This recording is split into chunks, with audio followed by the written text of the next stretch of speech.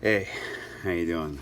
Today I'm reading from the Gospel of John, chapter 8, verses 1 through 11. Jesus went to the Mount of Olives, but early in the morning he arrived again in the temple area, and all the people started coming to him. He sat down and he taught them.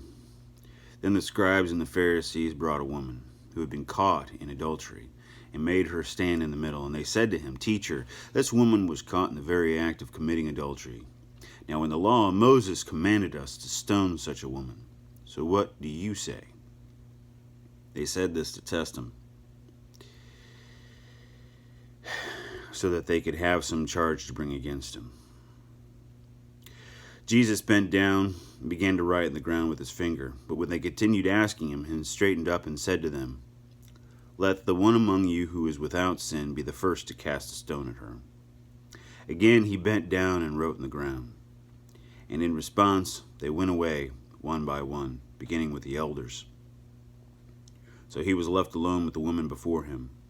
Then Jesus straightened up and said to her, "Woman, where are they? Has no one condemned you?" She replied, "No one, sir." Then Jesus said, "Neither do I condemn you. Go now. From now on, do not sin anymore." You know, like so many gospel readings, I could spend a long time on this one. The thing that I find interesting here that jumped out at me just now, and in response they went away one by one, beginning with the elders.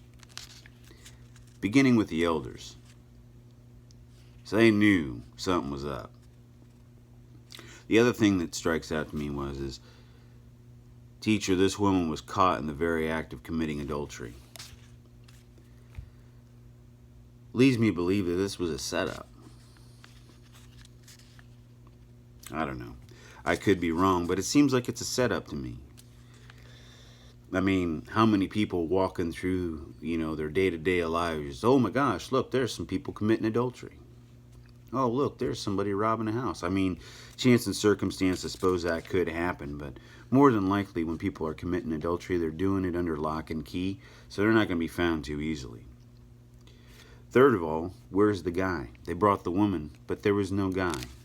Now, granted, the man would be just as guilty, and he would be put to death by stoning too as well, if he was persecuted, but he wasn't here. They only brought the woman. So what's this mean? What am I going to take away from this? First of all, I'm going to remember that I don't need to worry about other people's business. I mean, yes, if I see somebody doing something wrong, I should speak up and speak lovingly to them. I should love like Jesus did in person. He loved the woman. Granted, he had the ability to forgive. I don't.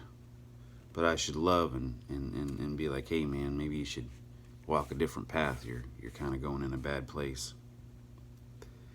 Second of all, I shouldn't have prejudgments about God.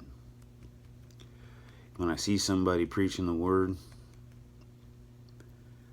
I shouldn't be thinking about how I think I'm right and they're wrong. I should just be listening to what they got to say. So much the Pharisees and Sadducees and everyone else missed out because they had hard hearts, because they were closed and hard, not soft and warm and open to God and the Holy Spirit.